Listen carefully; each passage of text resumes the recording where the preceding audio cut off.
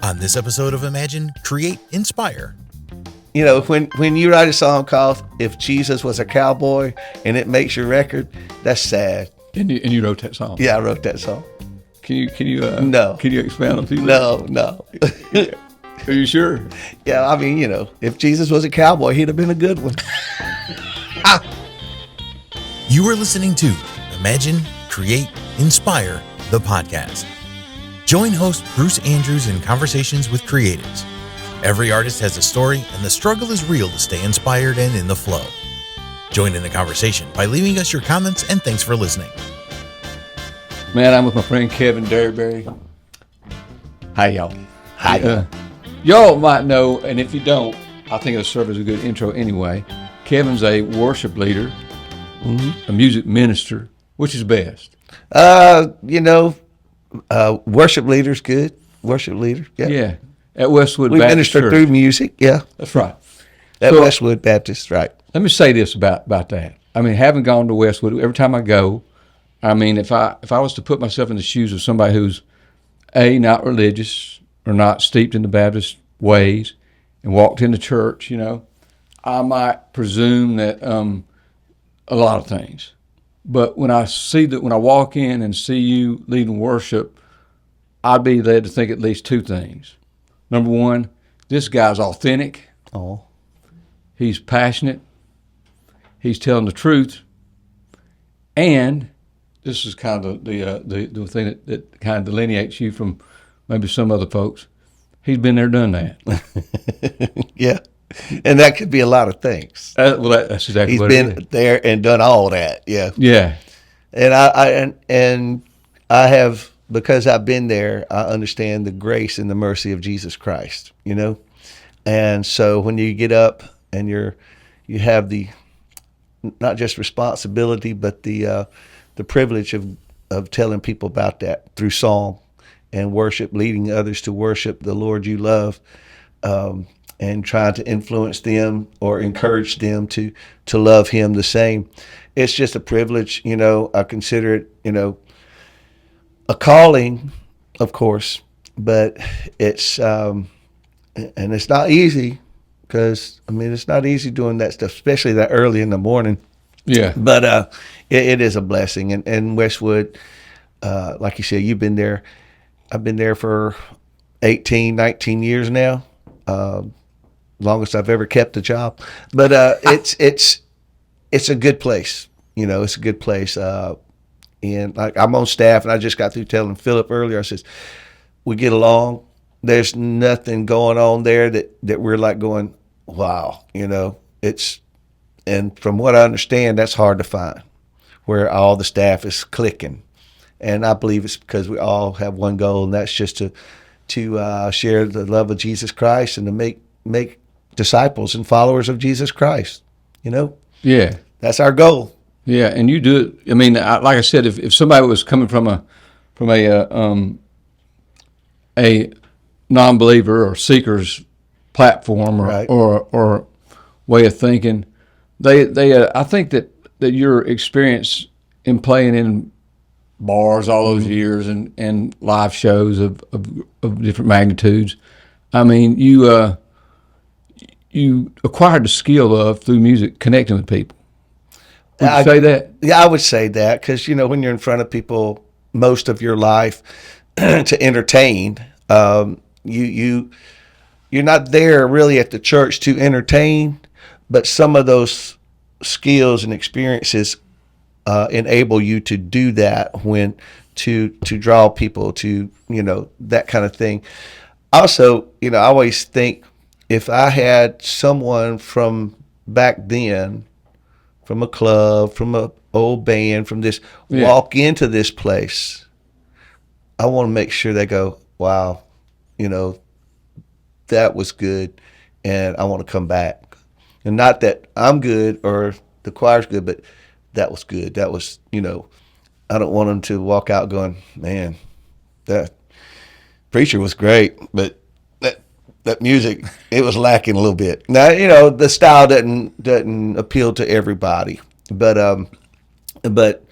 it's really not about that. It's really about the message in the song, and prayerfully that will be what happens. Is But there are those who come in, and I do it too. I go to another church. I'm observing, just like when I walked in here, I was observing. I'm going, But it's you want to appeal to them in a way that it's not distracting but attracting, and so when you do that, it enables people to lock in on the message. Yeah, and let's talk about style. I mean, where you came from Selma. Yep. Right. Were you born there? Yeah. Born and raised. Yeah. Did you teach yourself to play? Yes, I did. Yeah. I had one teacher that lasted about 4 months, and she called my parents and said, "You're wasting your money." He doesn't listen. Come to find out, I'm like dyslexic or something, and those notes just didn't make a bit of sense to me. So I would listen to her, and I'd just play, what I would hear. And when I'd come back, play the song, and it wasn't anything that was written, she was like, So, my parents said, well, we're not going to waste that money. And, I still loved music and I wanted to play, so I had to teach myself. Yeah. Yeah. So maybe that was the, so you went down the route of what's the first band you were in? First band was probably called the Blue Americans, and we set up in my friend's playhouse down the road. Let's see, I had a set of drums, he had a keyboard, but I realized he wanted to play the drums and I wanted to play the keyboards. And you know him, Guy Albrook. I Guy. know you and Guy went back that far. Yep. We grew up on the same street. His brother was in a band called the 14 Feet of Soul. And they were from... That's a name right there. They were out of Tuscaloosa. Our first big gig was at the NCO Club at Craig Air Force Base. And they let us set up and play during their break. And it was New Year's Eve.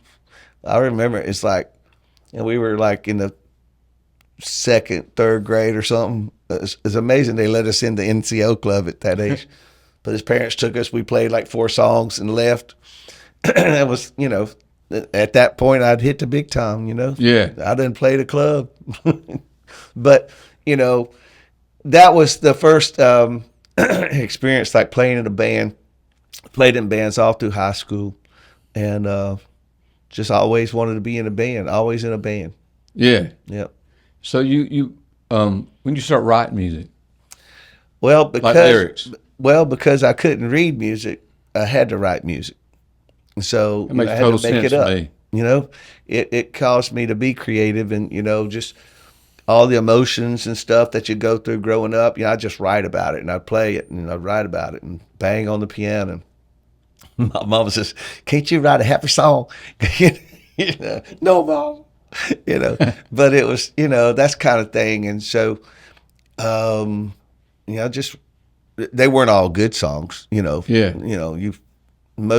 I'd say probably 90% of songs you write, they're really not, meant for human consumption. It's just, they're not that great. Every now and then you hit one that does well. And usually it's one that you never thought would do well. But just writing's been a thing. I write 2 or 3 things a week that I just put down for a second, just ideas. I got a phone. I just hit record and I play the idea. I go back and listen to them when I get a chance. I say, I can work with that. I can work with that. That's garbage. That's garbage. What was I thinking? That kind of thing. If somebody ever finds that, after I'm gone and listen to it, they go, what in the world is this? All right, one time I was riding down the road in my car, and this is back when you didn't have, cell phones that you could record on. Yeah. I had an idea, and I was riding down the road, so I called my answering machine, and I sang to it. And a week later, I get home. And I turn it on. I go, what in the world is this? And I'm thinking, who did this? Oh, that's me. It was horrible. I was like, It was horrible. But I wanted to get the idea down. Yeah. Because I knew I'd forget if I didn't. Did that idea manifest in anything? Yeah. Did it make a song? Yeah, it ended up being on a record. It was called Old Cahaba. It was about Selma and growing up, down there. Yeah. It was a pretty decent song, but it never did anything. Yeah. It was just, an idea, but it made one of my records, because back then every song I wrote went on my records, because I was in charge, right? Yeah. I could put, you know, when you write a song called "If Jesus Was a Cowboy" and it makes your record, that's sad. And you wrote that song. Yeah, I wrote that song. Can you No. Can you expound on a few? No. Yeah. Are you sure? Yeah, I mean, you know, if Jesus was a cowboy, he'd have been a good one. Yeehaw. Yeah. Hallelujah. Yippee-ki-yay, you know? Yeah, that's good. That's good. And you won't hear that one at the Song Theater on October the 4th, Yeah. I promise. Speaking of which, we're going to talk about that for sure. I'm looking forward to that.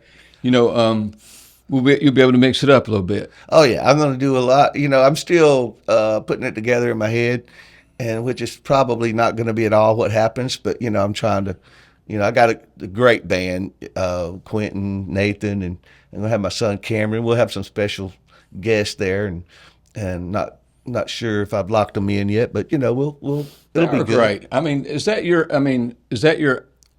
know what the objective is, for both of us, is to get a bunch of people in there, have a good time, listen to you play, and connect with you and have a good time. I mean, but from your perspective, I mean, you know, one might say, well, Kevin, you got this big church that you doing 2 or 3 services every weekend, and why in the world would you want to do a show outside of that? I mean, it's like I'm thinking, and then you tell me, add on this or tell me where I'm wrong. I'm thinking, well, you know, it's a different palette. I mean, you got you can run with a little creative mindset that you don't have the license to do in church. Right. Maybe. Nothing wrong with that. No. Just like it's a different track to run on. Mm-hmm. Well, I mean, it's several things. Yeah. It's an opportunity to go outside the walls of the church and share a message. I mean, we're not going to be like preaching, but we're going to be singing songs that I've written that aren't worship type songs. They might be, you know, songs around, you know, the Lord or Jesus, but it's an opportunity to maybe reach someone that won't walk inside a church. But it really wasn't born from that idea. It was born from just going to the Song Theater and going, man, what a great venue, what a great place to see music, what a great choice of artists in this place. And, you know, I've been there 3 or 4 times, and a couple of times she said, hey, Kevin, you want to open up? And I'm going, yeah, you know, why not, you know? And it's just fun. I mean, you've done a great job at that place. I mean, people, and usually when I go, it's full. And, you know, it's not too big. You don't have to park 3 miles away. You know, Yeah. it's the perfect little venue. And the people are listening. They're appreciating music. And it is just an opportunity to do different songs than I do every Sunday, and to, I don't know, just have fun, you know. There are certain elements I miss about, you know, not playing around in different venues and stuff because I'm at the church all the time. So, you know, it's a chance to, you know, do that and just let people hear other stuff. Yeah, like if you want to run on with a guitar ride or something like that, or you want to extend a song, you can do those things maybe that's the things that you would miss about playing in a club, you know, that you can't do in church for good reason. Yeah. I mean, here's a little secret that people might not know. Playing music's pretty fun.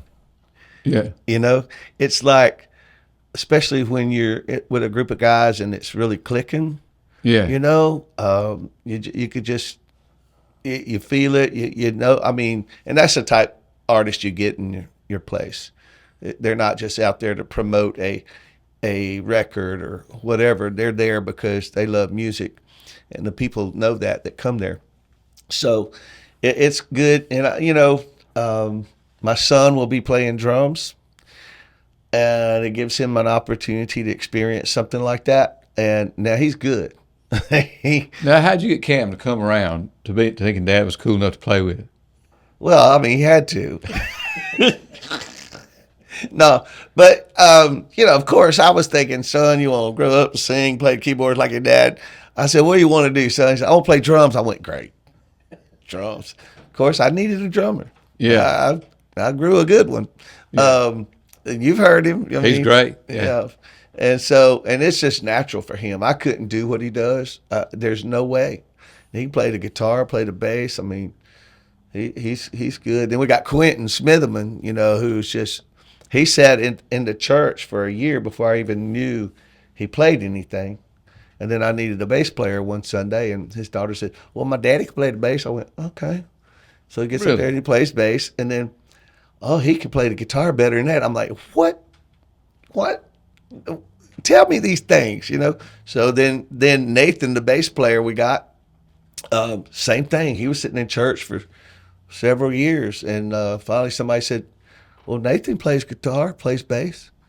I'm like, "Why are you sitting out there on the bench? Why don't y'all tell me so I can get you in here to, use your gift to glorify the Lord?"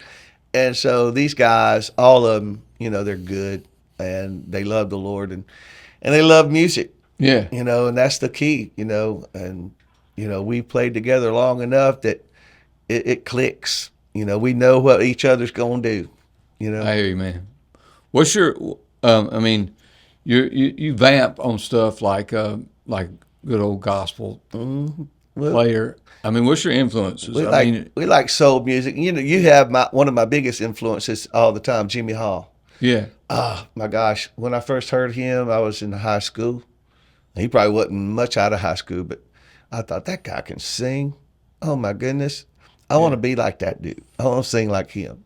And so blues, soul music, funk, Yeah. It all of it, the contemporary Christian stuff. It's a stretch for me. It's like it really is not what I would say my core style, but I've had to learn it because I want to do what needs to be done. And but I love it. It's not like what I would naturally go to as far as style. Yeah.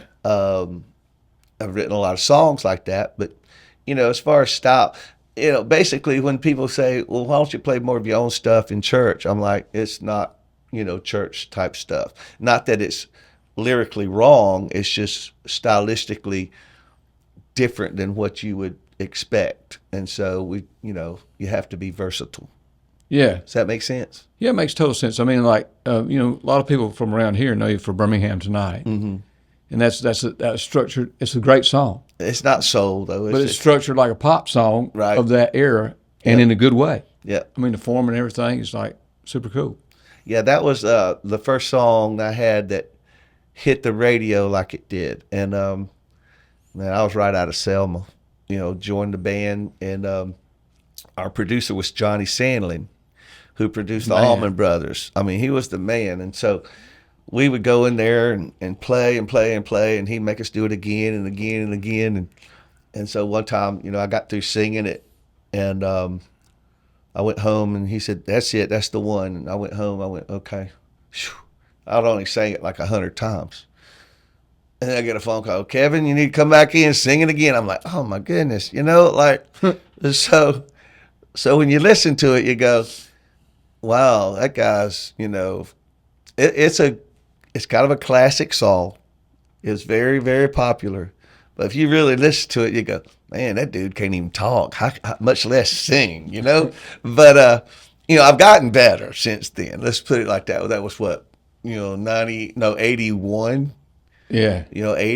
1980. So, it'd be nice to be able to go back and redo it and get it right. But well, you can redo it. It worked. You can redo it on October 4th. I will redo it on October 4th. Yes, I will. Yeah, that and other things.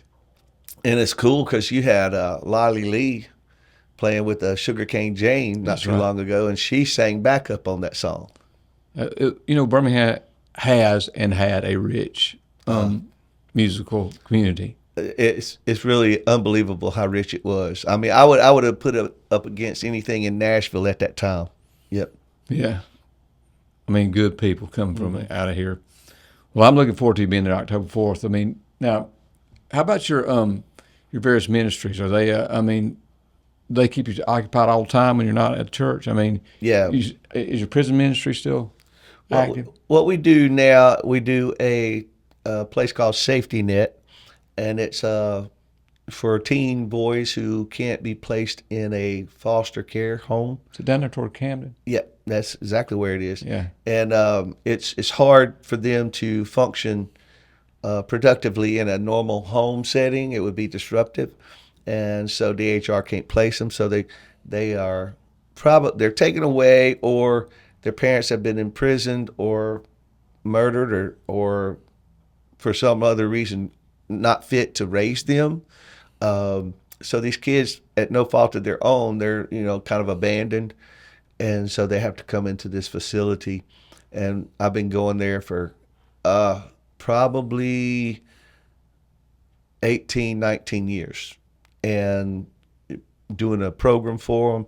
We provide Christmas for every one of them. We'll take a list of theirs, and we'll fill the list as best we can, and take it to them. We don't even get to see them open it. We just take it, put their name on it, and that's what they get. And or else they wouldn't get anything at Christmas. Yeah. We'll do Thanksgiving. I have a group of men from the church that go every month at least to love on them, and we stagger so we can have 2 or 3 times a month to go down there. It's a tough place because these kids are hurt. They're angry. They don't know why they're there. And then when they're coming in and out all the time, and they'll age out, most of them. And so once they leave there, hopefully they're equipped to deal with life. We do that. We do the Love Lady Center, which is kind of the same thing, but adults. These adults might be the parents of these kids. Matter of fact, we met one adult there, one lady whose son was at Safety Net, and when we took Bibles, and he gave it to his mama, and she had it, and she came up and told me about it. It was really, really cool, and she finally got to where she could raise him again, and it was really neat that we got to pray with them and love on them and minister to them. So those are the things we did. We did a lot of prison stuff at first, but it got harder and harder to get in with the type of ministry I wanted to do. I wanted to take a band. I want to take, products to give them, and they wouldn't allow that. And so and for years we did a thing called Life Tech, which was a part of the Pardons and Parole Board of Alabama. And there were men coming out of prison, being acclimated back into society through a program of about 9 months. And we were like, they would let us get in there without any question. And because we had a proven track record of being, obeying the rules and stuff like that, they just let us in. We didn't have to have background checks or nothing. They just trusted me. And it was really, really, really good. We saw thousands of men come to faith in Christ and thousands of women come to faith in Christ. And to this day, I still run into people. Hey, you were at Life Tech. You were this.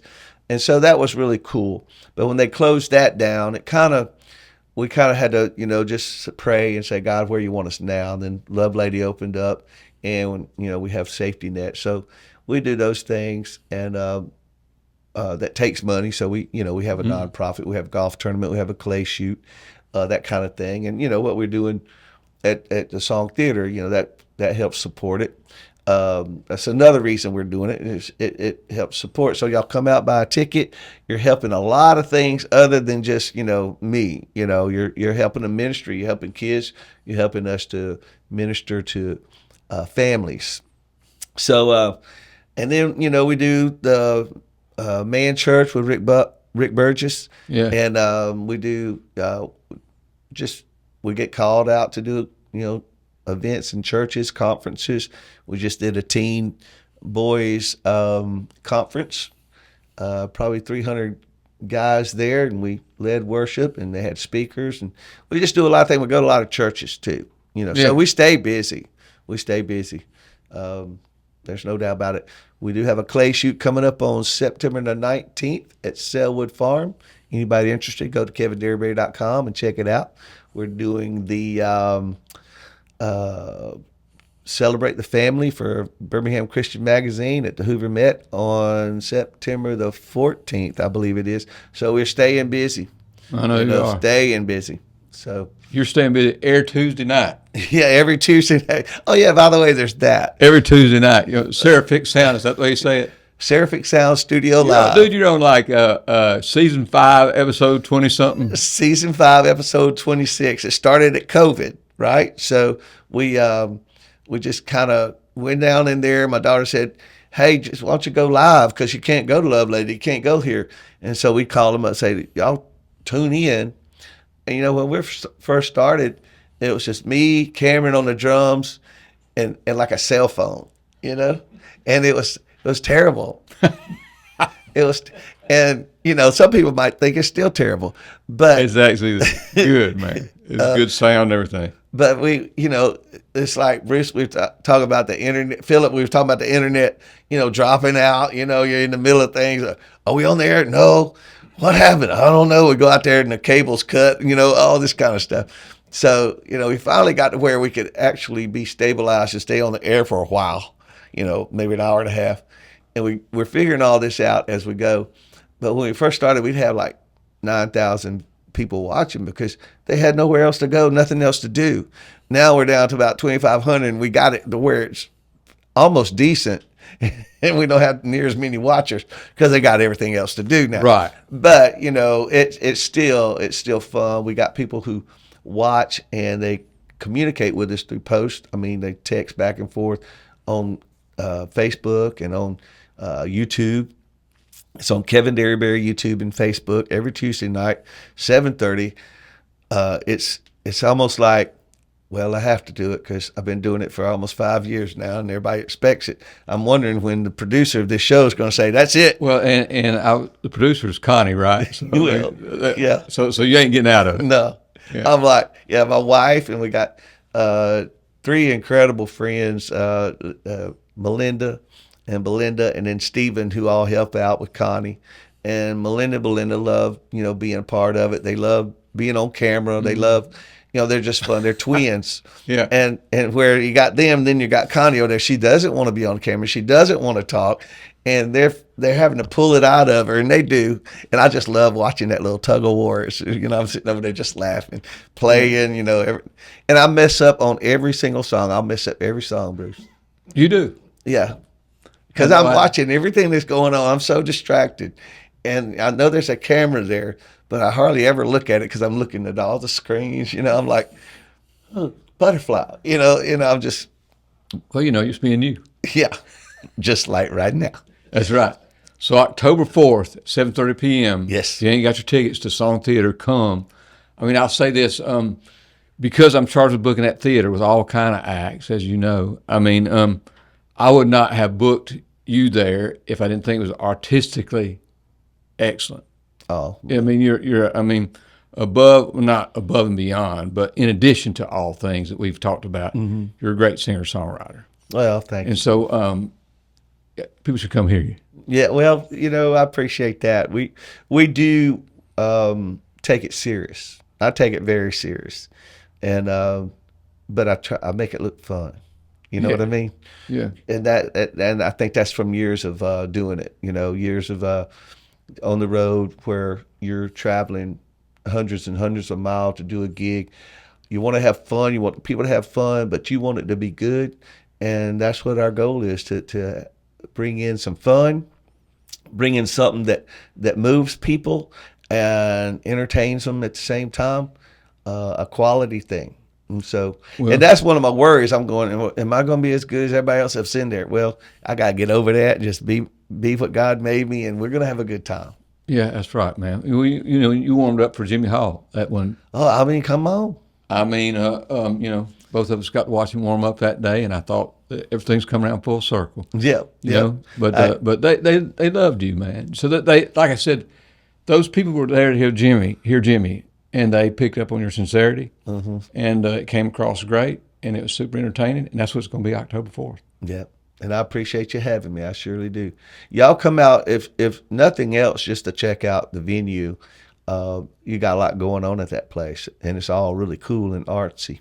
Thank you, It really brother. is. Really is. It's impressive. Thank you, man. If you haven't been there, I know a lot of people that haven't been there, and That's right. they need. Where is it? It's in Columbiana. Y'all come on.